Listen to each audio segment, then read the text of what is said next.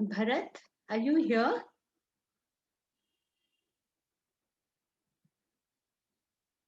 Who is Satsang Host? Omkar?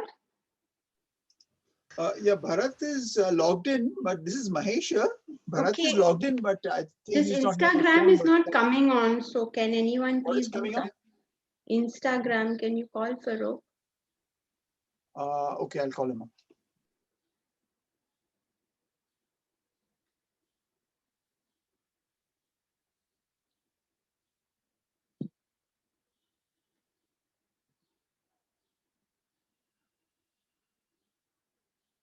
So hurry on everybody, we'll just wait a minute. I don't know what all this stuff is. I can't seem to get it on.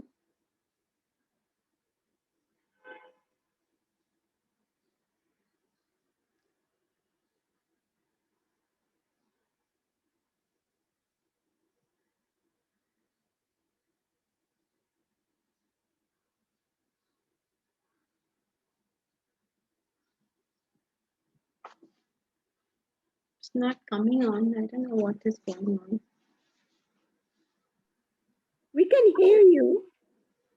Not Marge, this is the other. Never know this one.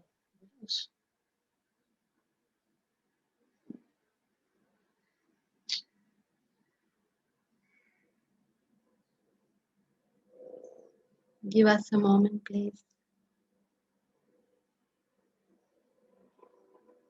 You want to turn it around?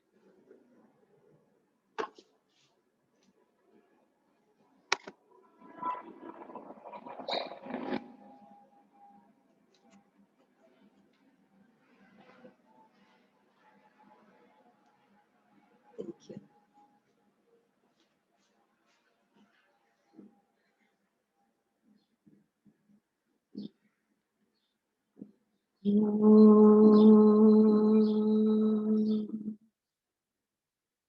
Om Sahana Bhavatu Sahano Punatu Sahaviryam Karavavahai Tejasvinavadhitamastu ma Vidvishavahai.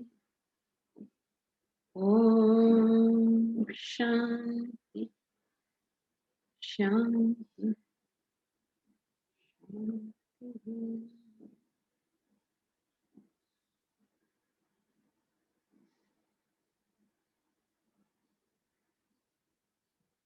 Does anyone have any questions on what we have done so far?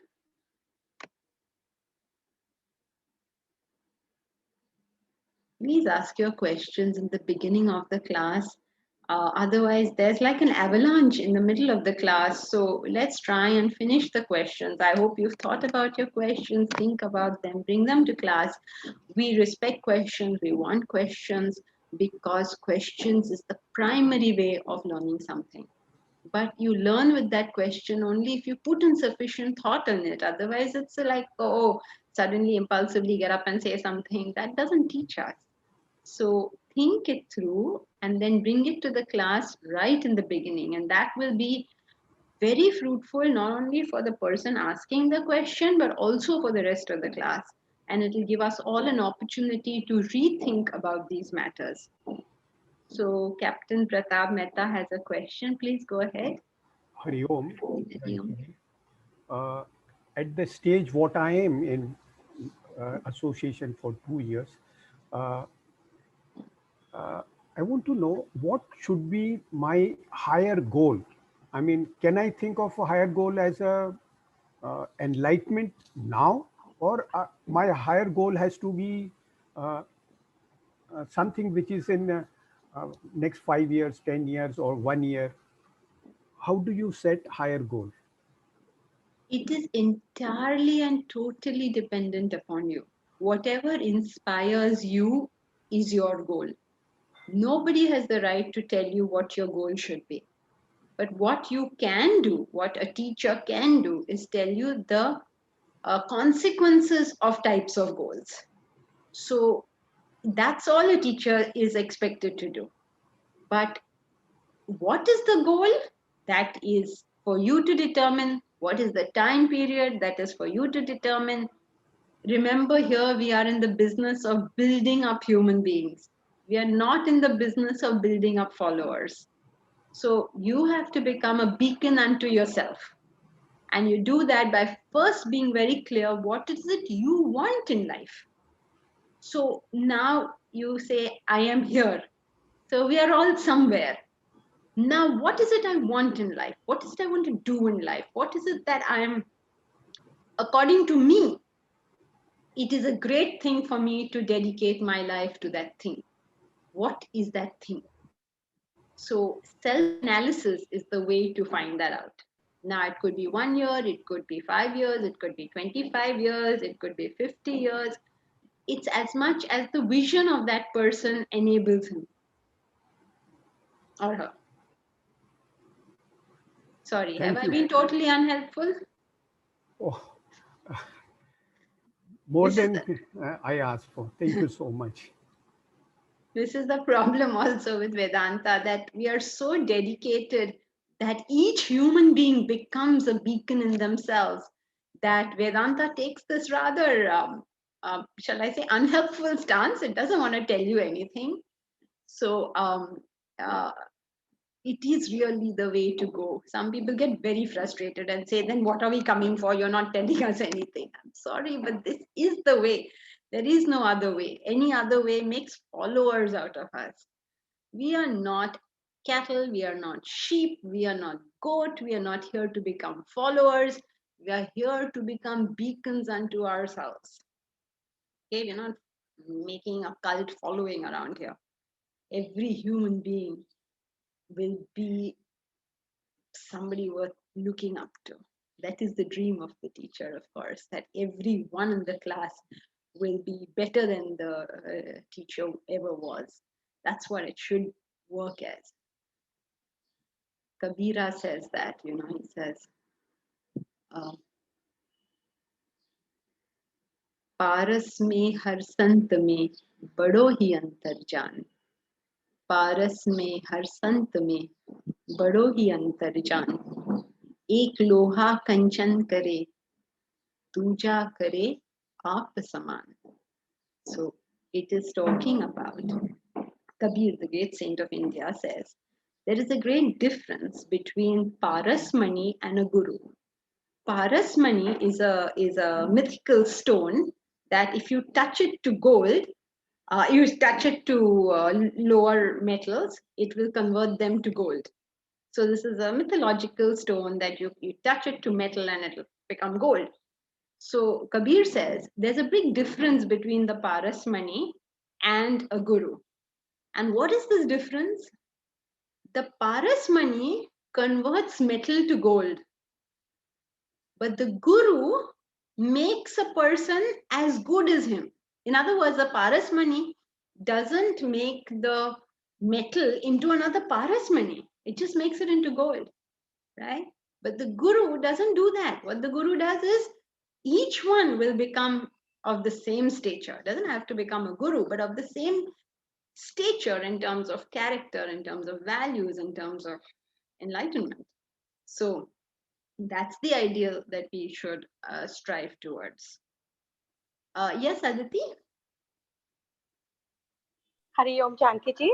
Hari Om.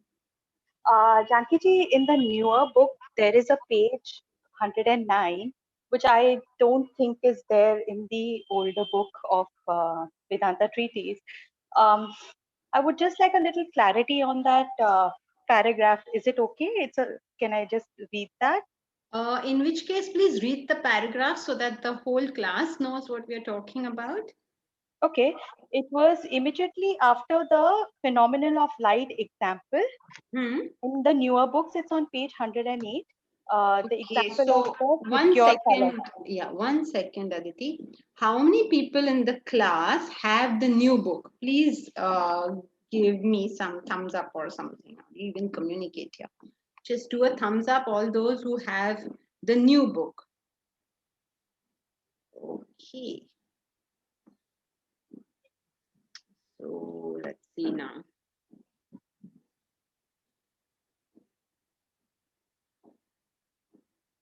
New book. Okay, very few people seem to have the new book.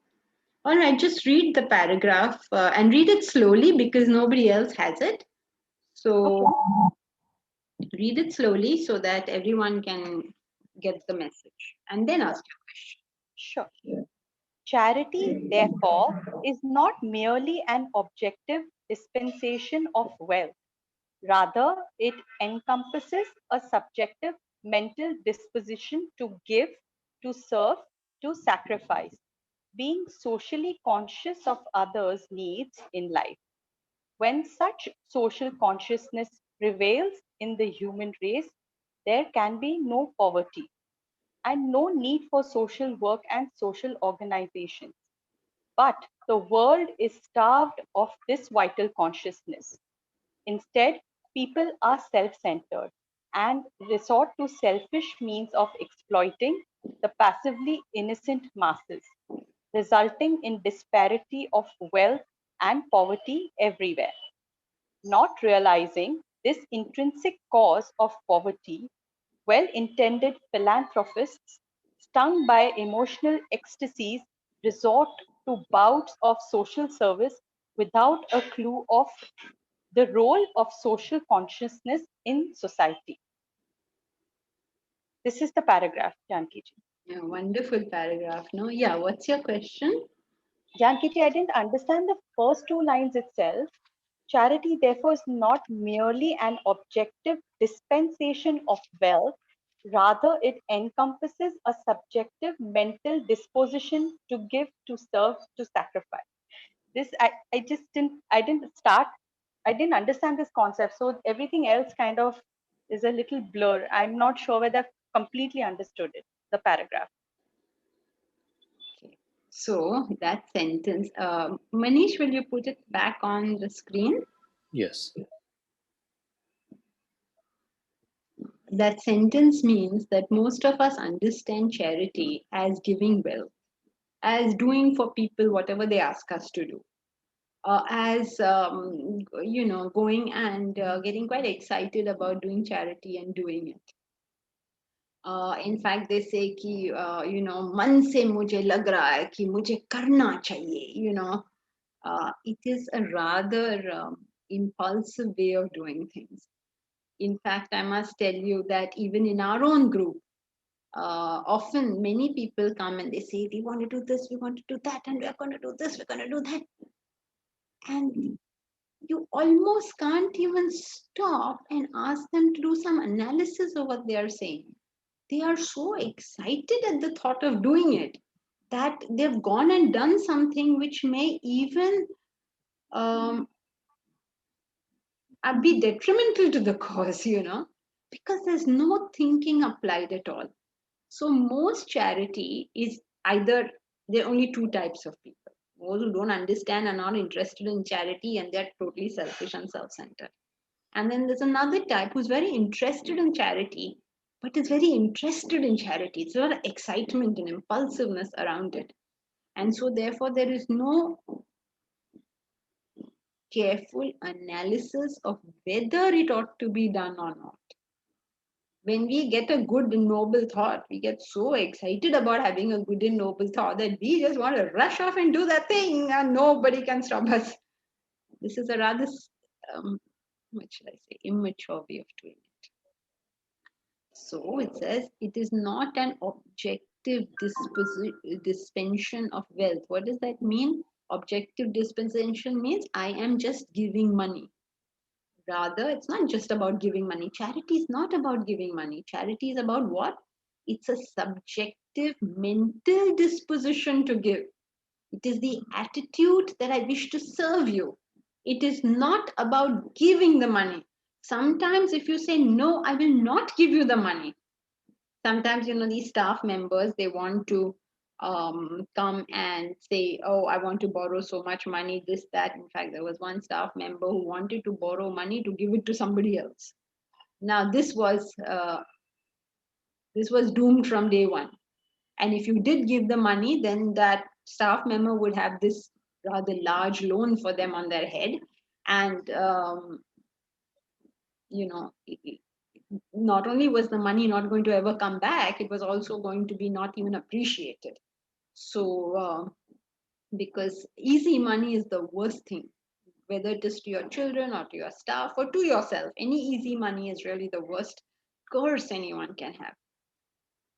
And then exactly as predicted, things happened that you refused to give her the loans. She tried to get it from other places. She couldn't. And then unfortunately, that very person wanted to throw her out of the house after some time. So it's interesting. It's very, very interesting how by saying no sometimes, you can actually protect people. So are we giving out of an internal weakness, or are we giving out of an internal strength? So objective disposition means the physical act of giving cash or wealth or anything. Okay. Subjective mental disposition means the attitude of service. That if for serving you, I need to be harsh to you, I'm going to be harsh. I'm going to do this, but for you, not because I'm irritated. So that kind of mental disposition is what real charity is. And from that, you understand this very important concept, which is the concept of social consciousness. We must learn to distinguish between charity and social consciousness. Social consciousness, you see, charity is like, okay, now I've made 100 rupees, I want to give you 5 rupees or something like that. That's a much lower form. If your intellect works, then you have what is known as social consciousness. And the creation of social consciousness is the best thing that you can do for society. Here's an example.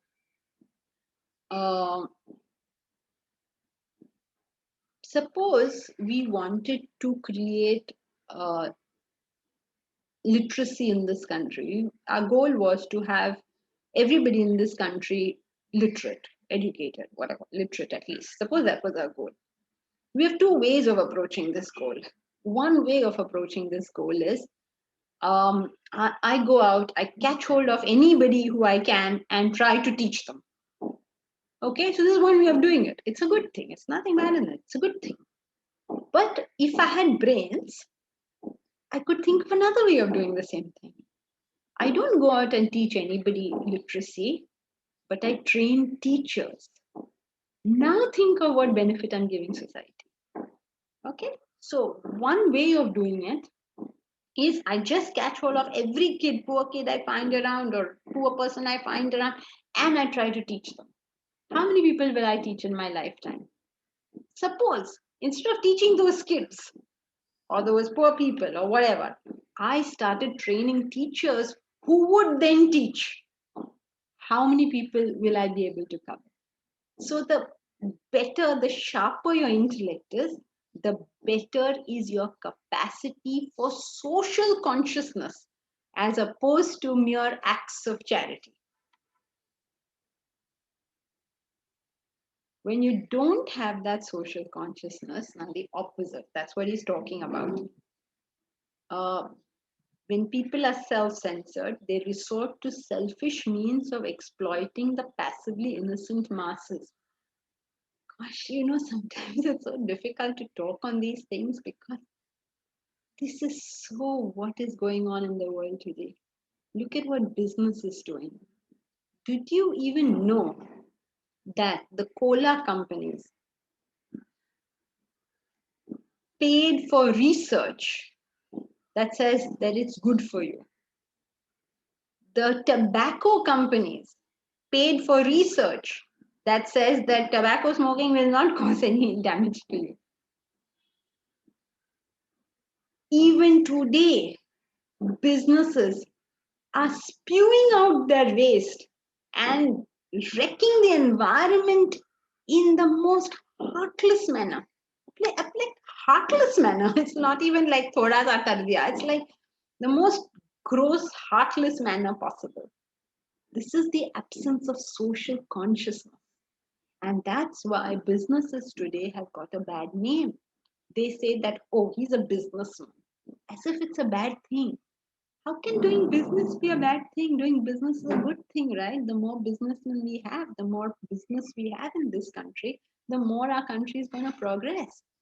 But these businessmen, devoid of social consciousness, are what wrecks the whole place, absolutely wrecks it.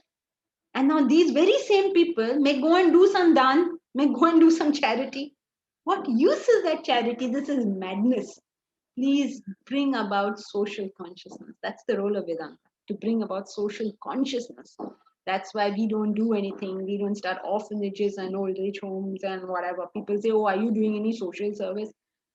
People who ask that kind of question don't get the whole concept of social consciousness. So people would actually rather give a donation to an orphanage because they can see that they're doing good work, than give it to people who are trying to build social consciousness because they can't see it. What happened? It's like saying to the person who's teaching teachers, what's the point of teaching the teachers? Who has learned anything so far? No, wait. These seeds will bring forth a huge harvest. Wait, just wait. So don't get carried away by these emotional ecstasies and resort to bouts of social service. Gosh, this is so hard hitting without a clue of the role of social consciousness in society. Does that make sense, Aditi? Yes, thank you so much. I would have never been able to assess it in this way, and that's why I took the liberty of asking. And It's a good thing. It's a good thing we did this paragraph. It's a very important paragraph, actually. It's not in my book, and I. even the second paragraph is really beautiful. It's about 5-7 lines. Which second paragraph? There are 3 paragraphs in total. Oh, is it? Okay, go ahead, read those also. Social. I hope, one second, before we continue, I hope everybody is clear about the concept of social work versus social consciousness. We have to be dedicated to developing social consciousness, because if there is social consciousness, social work organizations can close down. Absolutely close down. Vedanta has succeeded when there is no social service, there is no social work organization. Why? Because why is there an orphanage? Because somebody is not taking care of their obligation. Why is there an old age home? Because somebody is not taking care. In this country, we didn't have all this stuff. Why do we need social work? Why do we need NGOs for the environment? Because somebody is not doing their job. We need all this social work because we as a people don't have social consciousness. This was so ingrained in our society at an earlier point. We actually worship nature. We worshipped every part of nature. We didn't have the concept of upcycle waste. We just were very, very careful about it. No, in our country, we did not waste. We don't create this much waste, except in the urban centers, because it was part of our culture. This social consciousness was part of our culture. Now, don't say, oh, we had so many bad things in our culture. We did. Our culture has suffered a lot. But if you go back to the original culture, you'll be amazed at how everything was um, taken care of, every aspect of life. You know, in the Manusmriti, it says killing tree is equivalent to killing 5 Brahmins. That's what it says. So who would cut a tree? You know, if you think like that. So imagine, it was all there in the culture. It was just a way of life for India. Not there anymore. But you can see traces here and there and all that. You can see all these traces here and there. So let us understand the concept of social consciousness versus social work. It is our job to develop social consciousness. And in India now also, you've seen it. Many people have continued to pay their staff even though the staff was not coming to work at all, zero, and they continued to pay them. These Indian men who were always Raja Saab and never did any work at home have got down on all fours and done jhadu pocha in the house. Social consciousness. So everything that, there's no point just taking on money and giving, but are you conscious of the social implications of what you are doing? Okay, all right. So you'll read, Aditi, you'll continue. Oh, there are 2 more. Okay, let's see if anyone else will read. Is anyone else willing to read? I will read, Janki. Please. Social service is indeed a noble trait, but not at the expense of developing social consciousness among people. Every human being must be educated in the spirit of social consciousness. That is to empathize, serve, share, and harmonize with fellow beings. The concept of social consciousness ought to be introduced at the level of primary schools for children to grow with that noble trait, and families practice it in their homes from the very beginning. Charity begins at home. When the spirit of social consciousness prevails in a community, there will be no need for social services. Should I summarize? Yes, please. Okay. So, just like you already explained, what it's saying here is that this is something which should be taught to people at a very young age, so that they grow up with that nature, like it becomes natural to you. It is not something we have to do as a separate thing, like I don't have to be charitable specially. It will be my how I operate in the world. And when we all do that as a community, there will be no need for people to specially offer social services, because everybody will be doing it already in their lives. Yes. So social service, correct, Reshma. So as long as there's nothing wrong with social service, but the fact that social service is required is actually an insult to us. Why?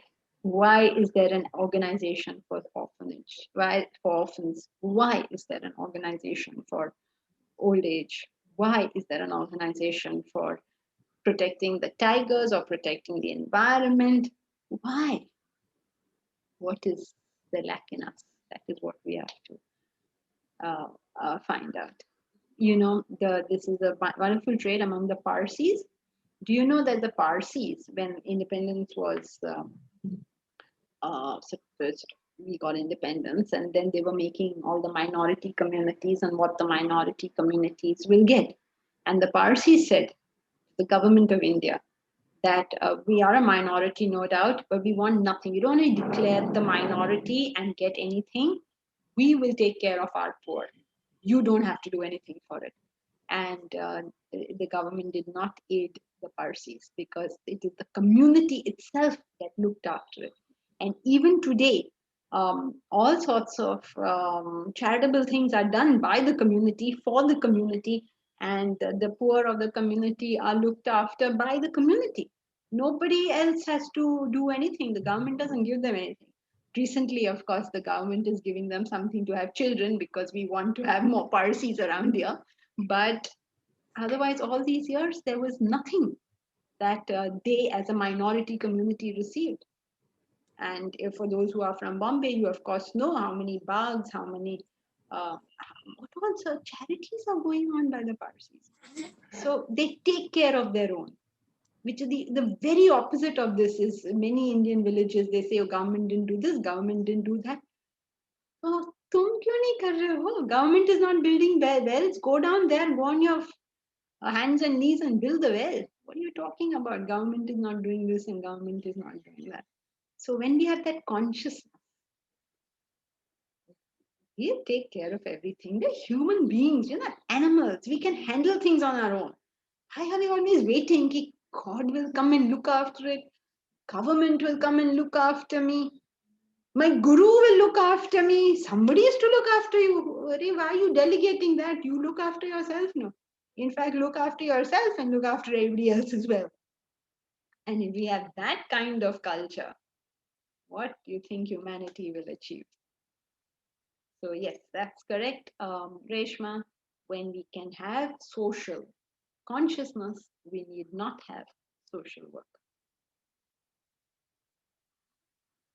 Thank you, Ji. Yeah. Just one question. So this idea of social consciousness also stretches into putting aside one's differences in families and organization and working towards a common goal. Depends on what those differences are. I mean, if you tell the Pandavas, put it aside and work with the Kauravas, that's not going to happen, right? Or you tell the Kauravas, put it aside and work with the Pandavas, it's not going to happen. So it depends on what those differences are. And if it is a matter of selfishness, then yes, it must be removed. But whichever side is being selfish.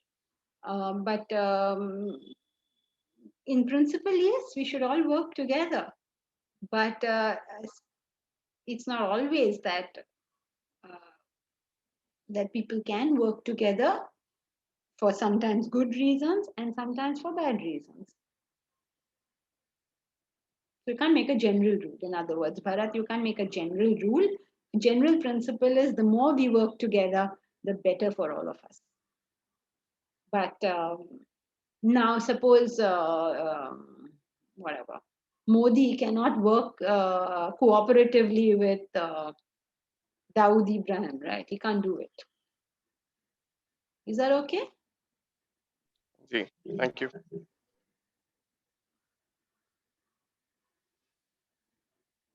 Okay, anyone else? All right, who will read the next paragraph?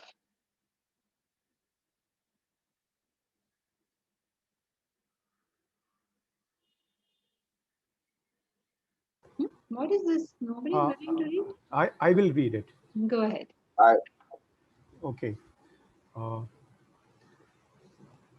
Philanthropists, with all their social work, can only create pockets of relief while the perennial problem of poverty persists. The problem should be addressed through mass education and dissemination of social consciousness to individuals. Vedanta, the ancient philosophy of India, educates and inculcates this spirit of social consciousness in human beings. That should remove the curse of poverty on them. There is abundance of wealth in the world. People have only to drop their self-centeredness and recognize the needs of others. Uh, this is what basically it's discussing between social consciousness and social service.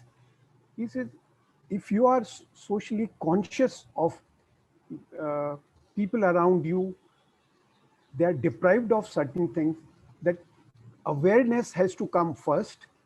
And as you just mentioned, if I cannot reach hundreds and thousands of people who are deprived of various things. But if I start teaching the teachers, then the dissemination will be far and wide.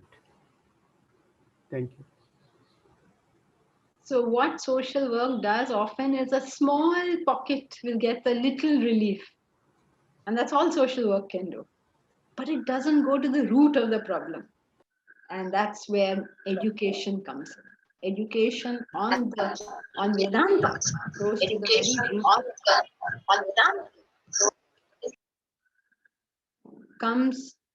Goes to the very root of the problem. That's how we had Ram Rajya in this country, right? Goes to the root of the problem. So when we are able to disseminate, why do you think, even these, all these people, I don't know if you people know how this whole place is running. All that you see happens is the work of all the volunteers who have understood this fundamental thing, that the most important thing humanity needs is to have this knowledge available to everybody. It will benefit them and it will pick us all up as humanity. It will pick us all up. And so all these people are spending, like, they almost have a second full-time job, all of them. You can see all the work that they are doing. They put out some videos and they put out, I don't know what they keep doing. Most of the time, I'm not even aware of what they're doing. Look at the work. And what is the concept, and actually no recognition. You don't even know the people who are doing all this stuff. And yet they're doing it because they understood that this is what we need. This is the need of the hour. This is what we really need to do now. We need to sort ourselves out primarily, which means build up our own social consciousness and then help to spread the word. So please engage in activities that would do that, because it's really going to solve the problem from the root. Everybody should, that is our karma yoga, to do it. We have benefited from this knowledge, and so therefore, and we've understood what it has done for us. So it becomes obligatory on us to do what is known as the Rishi Run, that we were benefited, and therefore we would stretch out this benefit to everybody else. And if we are able to build up that social consciousness, even one generation down, even two generations down, we have made this world a better place. So carefully consider this concept of social work versus social consciousness. Think about it. Everyone's supposed to think about these ideas, because really we have to grow out of thinking. So think about it. What is this idea of social work versus social consciousness? It's a difficult thing. That's why we'll see even religious organizations today. They say, what does this organization do? Oh, it runs this orphanage. Oh, it runs, something goshala, or they just talk about that. That's not their job. It is not the job of a religious organization to do all of that. It is the job of a religious organization to build social consciousness amongst its people. They may, of course, do those things as a method of building social consciousness, but the point is social consciousness has to be built. Yeah, Aditti? Thank you, Jankiti, for explaining it. Just want to ask you one question. Even small things like speaking nicely to every person, your staff, and teaching your children to do that, does that also come under social consciousness? Everything you do, every time you don't throw something out of your car window, it's part of your social consciousness. Every time you don't, you reuse things instead of just everything going in the bin, it's part of social consciousness. It's your general attitude to everything. Every time you said no to a person who was asking you to do something wrong, it's part of your social consciousness. So it's not just being sweet. It is being capable of being strong enough to say yes or no based on what that situation is. Everything is part of your social consciousness. Got it. So from the smallest things. From the smallest thing to the biggest thing. Yes, everything. Every one of us are powerhouses. We can achieve so much. We can do so much good to ourselves, good to everybody else. We have to wake up to that power within. Got it. Thank you, Janki. Oh, Thank you for explaining this entire page. It was really important. Thank you. It's an important concept. I wasn't aware that this was here. Okay, Rajesh. Oh, Rajesh, I'm seeing you after a long time. It's a bit of chicken and egg situation. Unless your basic necessities are met, people will not step out and do things for others. This is not correct, Rajesh. Unless your basic necessities are met, people will not step out and do things for others. Not true. 9 out of 10 times is the poorer people who are doing things for others, and the rich are not. So this is not true at all. Um, it is difficult to develop social consciousness in empty stomach, and I guess that is the issue in a place like India. No, not at all. It is the people who have an empty stomach who have got far greater social consciousness because they know the pain. A rich person doesn't understand the pain a poor person goes through. He can't. He's not capable of it. For a rich person, oh, it's such boring food is painful. He doesn't know what it means to not have any food. So his heart doesn't go out to those people. His heart may go out to people who say, oh, it's boring food, because he understands what that means. But the poor man can understand what it means out of his own experience. What happened here? So I'm not sure how we get people to think more socialist than capitalist. We don't want people to think more socialist than capitalist. This is not the point of it. Vedanta is not against capitalism and is not pro-socialism. In fact, there are points of socialism that Vedanta is not going to go with. Socialism, as in the sense that everybody does what they can and they then have to get everything equally, is not it's not a Vedantic concept. Vedantic concept is you get what you deserve. You don't work, buddy, you don't get anything. Yes, we will look after you if you're incapable of work, but you get what you deserve. That's the Vedantic concept. So get out there and deserve it. Deserve it by putting out yourself over there. Jankiti, Rajesh, sorry. So, what you just mentioned is slightly in contradiction to what we read in the paragraph, right? We said that people need to step out and help out others in terms of getting them over the line, right? But you're also saying that they get what they deserve. So, how do you, because we may not, it's basically two different tracks altogether. Yes, very good, Rajesh. It's not two different tracks. It's exactly the same thing. But it is correct what you're saying. It sounds like ek din aisa or ek din aisa, or sometimes in the same paragraph also said two opposing ideas and not opposing ideas. Everybody will get what they deserve. That is true. But everybody has not started on an equal basis, right? So when I'm helping somebody, I have to help him to work. I don't have to help him to eat. There's a big difference in these two things. In English, of course, there is the saying, teach a man to, give a man a fish, he eats for one day. Teach him to fish, he eats his whole life long and feeds his family too. So get them to work, let them do what is in their welfare.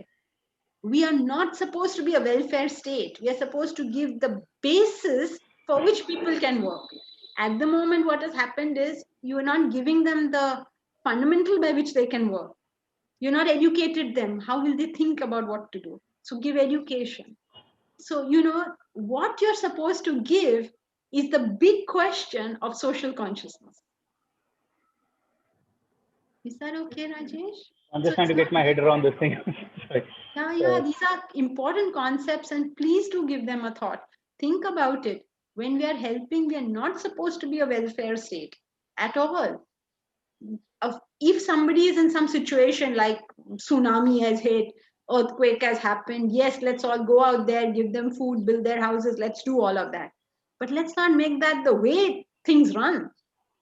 No, but you see the stark difference between when you go to a Nordic country like the socialist countries like the Sweden and the Norway and all of that. Clearly see how people go out of the way, and there's a fair amount of parity between the way between you and your neighbor, right? It's not that you're stinkingly rich and the other guy is in slums. I mean, there's no way you'll see anything like that in those places. And so as compared to what we're seeing out here, so it's not that socialist doesn't really help out. I guess it's not sustainable. It is not a sustainable model, and anyway, this is not. This is sort of Vedanta has great faith in the human being. Okay, Vedanta says, look, you human beings, you are Brahman, you are God. What are you talking? You need help. That's where Vedanta comes from. Let's make each one, a person of great standing. Let's not assume that people are, bichara, and we have to help them. Yes, we have to help them. We have to help a lion know he's a lion. We cannot help a lion by behaving like he's a sheep. He's not. He's a lion. Let's get his lionhood out of him. Okay, got it. Thank you. So this whole concept of help is a very big thing in life. I hope you all are all thinking about these concepts. Remember, you all are in a philosophy classroom. So please think about these things. In fact, in the academy, what happens is that there are group discussions. And so why don't you all get together and have group discussions? Maybe 4, 5, 6 of you get together, have separate groups. And let's start this thing of group discussion so that we train ourselves to be thinking. You're here to think, you're here to understand, you're here to grow into a dimension, into an intellectual dimension, right? So let's do this stuff. 4, 5, try to choose for, I don't know how you will execute that. Bharat, no, wait, let's not put everything on Bharat. So somebody else, please volunteer and figure out a way how people can make groups of 4 or 5, preferably amongst people you don't know. And then have Zoom meeting of your own, have a group discussion, which is a discipline group discussion. We will tell you what is the discipline to follow, and sit and think together. We're going to study in chapter 18. Bodhayanta parasparam. Teach one another through the method of discussion. So please get together. Like there should be some random choice so that you all are not with the same group. And maybe once a month, we can have a big group discussion where we take these questions and answer them in the big class. So whoever wants to attend the big group discussion. Okay, somebody please take this project up. Anyone volunteers to take up this project?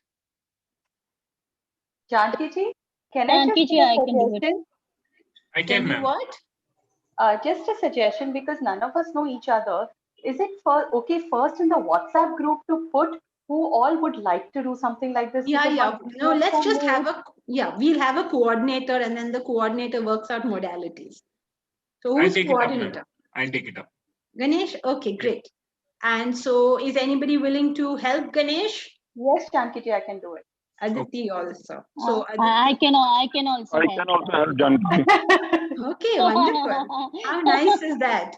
So Ganesh, you are the coordinator. You have 3 valuable support, Amrita, Manoj, Aditti. So all of you put your heads together, figure out how this can be done. And once a month, once a week, you can have the small group discussion or whatever. You figure out the time and all that. Bring your questions, and Ganesh, we will speak about the modalities of doing this. So call me later on. Absolutely.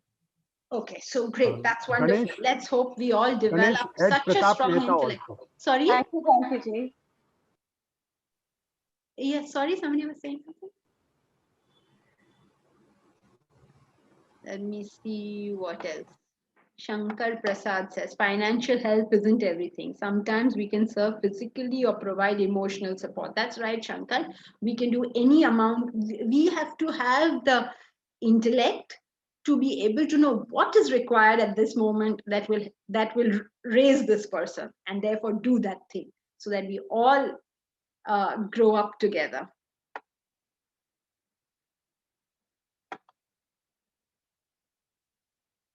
Is it not a deep-rooted problem, Sangeeta says, is it not a deep-rooted problem of strength of character in our country? Corruption is so deep-rooted, people don't want to pay their taxes because they don't feel the government will support them. So to clear their conscience, they try doing charity. Yes, selfishness works in various ways, and this is one of them. Shyam Punwani says, social consciousness, is it welfare of others in all fields of activities? Yes, it is social consciousness, just being conscious. So yes, all fields of activity. And to all human, regardless of their caste and creed, yes, all humans, all beings, the planet itself, you're just conscious. Conscious means your awareness has grown to encompass more than just me and my petty life.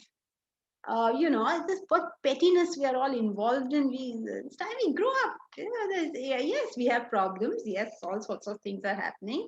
Okay, fine, they're happening. We'll deal with them. But then things are happening to others as well. So why can't I help deal with that as well? I have capacities to deal. So let me deal with all of this. Let's go for it. The taxes paid by service class are all being spent in pampering politicians and government employees, unlike other countries. They take care of people in all possible ways because everyone is to pay 50% of their earnings. Yes, this is all the absence of social consciousness. So that's why when we talk about Karma Yoga, you remember we didn't talk about it as social service. We spoke about it as an attitude of service.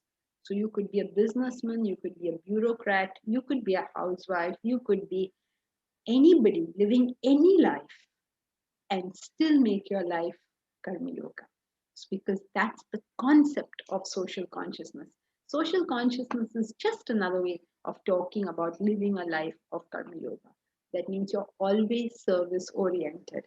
You don't throw plastic where it should not be thrown. You don't waste resources. You don't do anything that you should not be doing. And you do all the things that you should be doing. And how do you do that? Because you're an aware person, you're a conscious person, your intellect functions. Okay, so was that it? Was that the last para? Is there anything else? Yes. It was okay, great. I have one question. Yes, go ahead, Ganesh. So, does self-purification triumph charity? For instance, let's say you don't have the time or you can't participate in anything, maybe even in developing people's intellect, but you're perfect within yourself, right? You do the right things, as you told. You don't throw plastic, you don't throw waste. Is this the highest form of charity, where purifying yourself? Because somewhere it says that once you realize yourself, then all the suffering in the world goes away, right? That Maya disappears. So can you throw some light? Do we have to do and serve, or is it important for us to self-purify and become a beacon? One is the path to the other. Okay. The path to self-purification is service. If we don't serve, how do we purify ourselves? What is impurity? That Janki is very big in Janki's life. That is impurity. When Janki is not so very big in Janki's life, this is purity. When Ganesh is very big in Ganesh's life, this is myopia, impurity. When Ganesh is not so important in Ganesh's life, then this is purity. So you see the difference. People who are very egoistical always talk of I and you. As ego decreases, we talk about us. So everything is different, right? Each one of us living exactly the same life. It's just a difference of attitude. Is it the concept of we, or is this the concept of you and I? Mhm. So how do you convert from the you and I to the we? Is through service. Got it. Service and knowledge. Of course, with right knowledge, because with wrong knowledge, whatever you do is all, Go away. yeah, all waste of time. So Thank you. with right knowledge, of course. Okay, so are we good? Shall we move on to the next topic? Oh, we had last time done effects of manifestation. So I hope everyone is clear about the effects of manifestation. Any questions?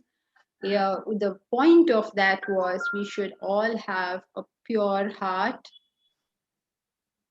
a loving heart, a clear heart. But when it comes to action, then the action must be devised, must be propelled, must be governed, must be considered by the intellect.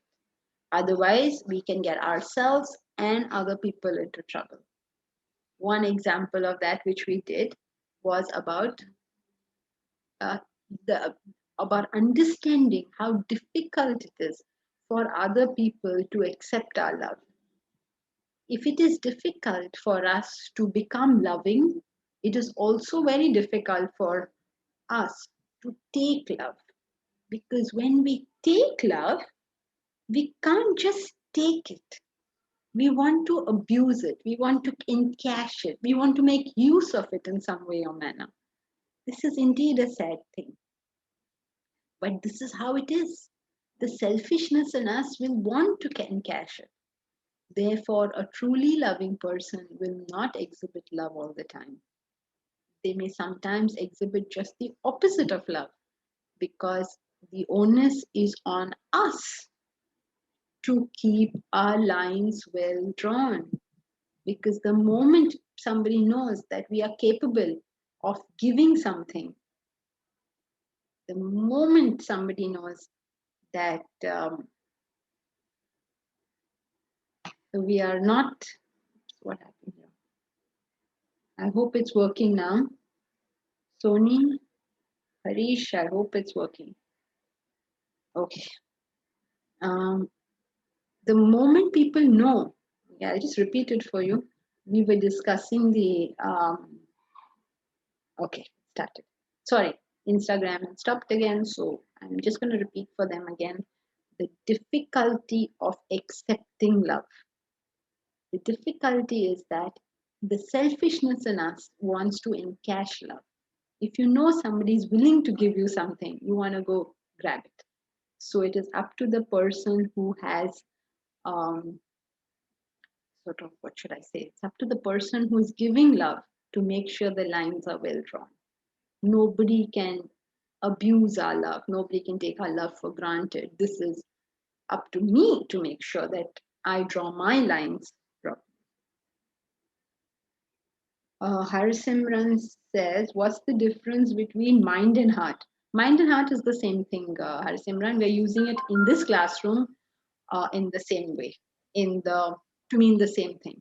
So when we give love and we don't draw our lines properly, when our intellect is not functional, then people will encash love, will take advantage of that love. So we must be very careful when we demonstrate that love, when we act on that love. You know, people can actually collapse because you are giving so much love and they can't take it. So your love should not be a reason why other people were made to suffer. So, excuse me. So be very careful in the expression, in the manifestation, in action on love. Think about it carefully and then do it. That doesn't mean you shouldn't be loving. It is the love in our heart that is protecting the other person from, sort of encashing it or spoiling their life because of us. So I hope that was clear. Um, learning to love is difficult. Learning to take love is even more difficult. So we should protect ourselves and others from the possible fallout of that. Okay, so any questions on this? Anybody have a question? If not, I don't think we should do one more paragraph now. We don't have time, but if you have a question, I'll take it up.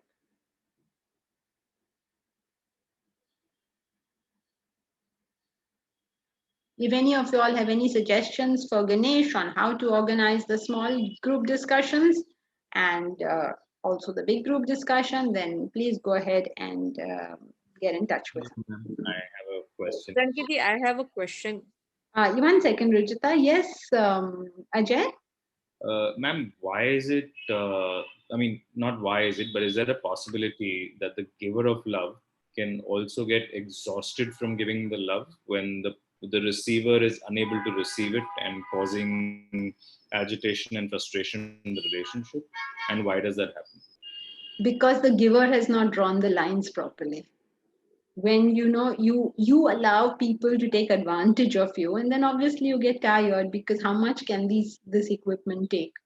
So you meaning all of us, have to take the trouble to draw our lines. We should let other people know that I will do so much for you and I will not do anymore. Not because I don't wish to do anymore, but this is not a healthy thing to do. Right. Draw the lines strongly, yeah. Then is there a chance you could end up offending the person across? Yes, of course, you will offend the person. You cannot keep everybody happy, but you have to do what is right. And if that person has any brains of their own, then they will understand eventually at some point that what you did was the right thing. Don't be worried about offending people. Be worried about doing the wrong action. If we can do the right action without offending people, very good. But if the choice is between right action and offending, then we choose right action. Yeah, beautiful. Thank you. Thank you so much. Appreciate it. Thanks. Rujita? Yes, Jankiji, I think I got my answer here. Okay. Ashia says, can we have Ganesh's number? Ganesh, can you please put your number on the chat or somehow you people talk to each other? Okay, so that's it then. We'll continue next time. Hari Om. Hari Om Jankiji, thank you very much. Thank you, Hari Om Janki. Jankiji. Thank you. Thank you. Hari Om Marge. Hari Om Janki ji, thank you very Hari Om much. Sanjay. Hari Om Janki ji. Thank you very much. Hari Om. Thank you. Hari Om. Hari Om Janki ji. Hari Om Janki ji. Thank you. Hari Om. Hari Om Harish.